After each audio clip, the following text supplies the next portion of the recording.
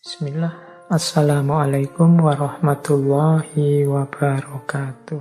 Nah, ini sekarang terakhir ngasih tips mungkin untuk kita, untuk menemukan hikmah. Pokok-pokok akhlak bagi pencari hikmah, menurut Ibnu Miskawai. Sekarang dicek jiwa kita, ada kualifikasi ini enggak? Kalau ada, kita sudah filosof. Karena kita sudah punya hikmah.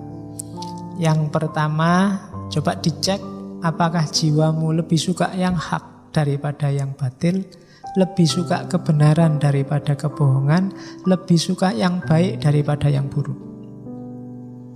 Kalau masih belum, ya enggak. Karena ada orang itu kebohongan enggak apa-apa asal menguntungkan kelompokku. Hoak enggak apa-apa asal menguntungkan kelompokku. Itu berarti sebenarnya jiwa kita masih belum cenderung pada kebenaran. Yang kita pentingkan kepentingan kita atau kepentingan kelompok kita. Yang kedua, selalu berusaha mengendalikan diri. Ya nanti saya titip kalau muhasabah coba dicek ya, dalam sehari kira-kira berapa jam kamu sadar bahwa kamu itu manusia, hamba Allah, punya tugas, sadari aja keberadaanmu, kira-kira berapa jam. Karena hidup kita ini terjebak oleh rutinitas-rutinitas. Jadi kita lebih sering kayak mesin jalan aja begitu saja. Hari Senin kuliah jam pertama, jiwamu sendiri sering tidak hadir. Jangankan waktu wong sholat aja kadang juga jiwamu tidak hadir. Itu berarti apa? Kesadaran dirimu tidak muncul, apalagi pengendalian diri. Kalau kamu sadar tentang dirimu, itu baru kamu bisa mengendalikan dirimu. Yang nomor dua, kita berusaha mengendalikan diri. Syarat pertama berarti ya sadari diri dulu. Sering-sering kalau lagi ngapa-ngapain coba dicek. Oh iya ya, sekarang aku ada di sini ngasih ngaji, tadi di kampus. Aku ini sekarang posisinya sebagai yang ngasih wawasan, tapi apa ya pantas aku kayak gitu kan, kesadaran bahwa aku sekarang ada di sini. Kamu ngaji di situ mungkin ya sambil melayang kemana-mana pikiranmu. Tapi coba hadirkan dirimu. Menghadirkan diri sendiri itu tidak gampang juga. Tiap hari harus latihan. Nikmati hidupmu itu tidak panjang. Tidak ada hadisnya Nabi, enggak ada orang hidup setelah ini 100 tahun setelah ini masih hidup juga. Berarti pendek hidup kita. Seringlah hadir dalam hidupmu sendiri, karena kamu sering tidak hadir. Apalagi orang yang jatuh cinta, yang hadir pacarnya terus. Di sini itu isinya orang lain, mungkin dosen pembimbingnya, mungkin ya kan, tukang warung, mungkin pokoknya nggak pernah dirinya sendiri hadir dalam pikirannya.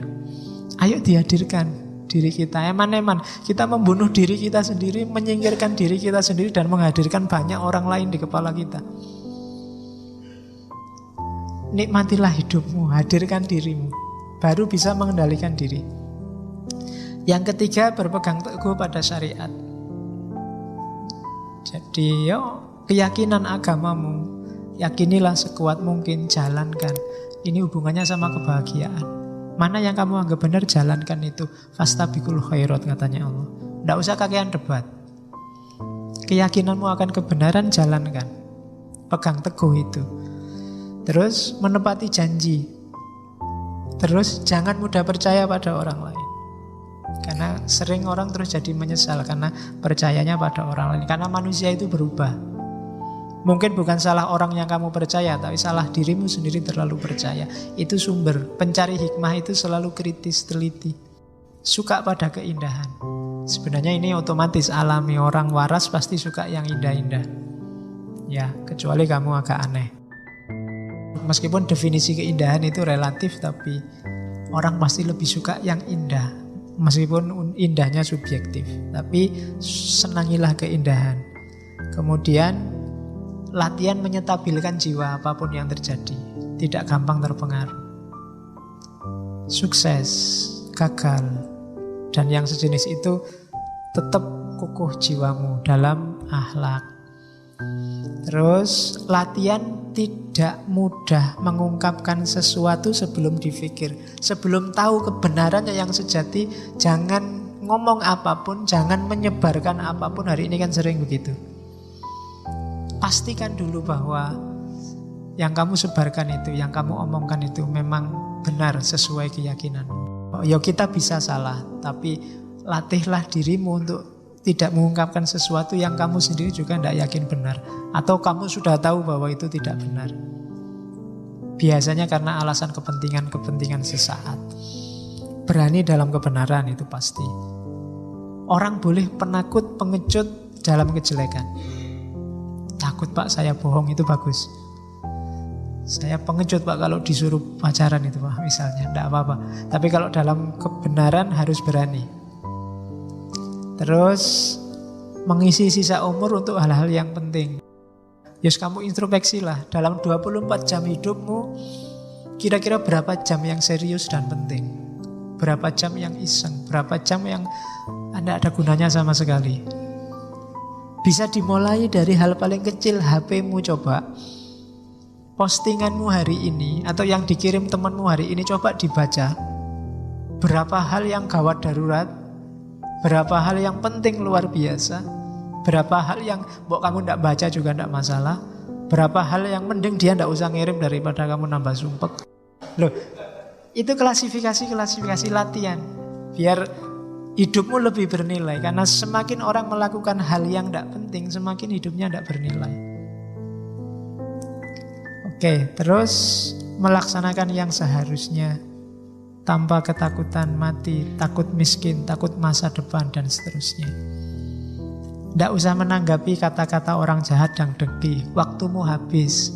Karena orang dengki itu kamu jawab kayak apapun dia akan nyari jelekmu.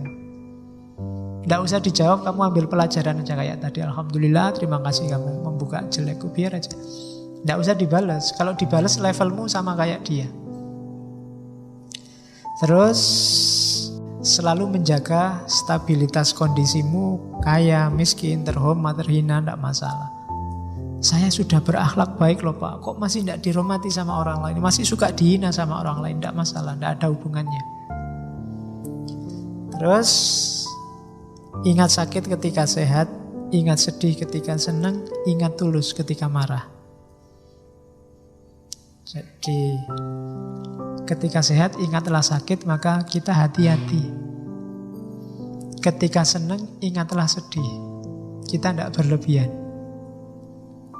Dan ingatlah tulus ketika marah. Orang marah itu berarti ada sesuatu yang dia inginkan tidak terwujud. Orang yang begini biasanya tidak tulus, ada pamrihnya. Maka ingatlah ketulusan. Oh ya, saya kan harus tulus. Apapun orang tulus itu, apapun hasilnya nggak masalah. Dia tidak akan mengungkit, tidak akan menggugat. Dan yang terakhir, kuat keinginan dan optimis sepenuhnya kepada Allah. Percaya. Jadi tidak usah bergantung pada apapun, percayalah sepenuhnya pada Allah. Tidak usah nunggu balasan yang baik dari orang lain, tidak usah nunggu dibaiki orang lain, tidak usah nunggu orang lain berbuat baik padamu. Kamu saja berbuat baik dan percayalah kalau Allah nyuruh itu, nyuruh pada kebaikan, pasti hasilnya juga baik. Yakin pada Allah saja.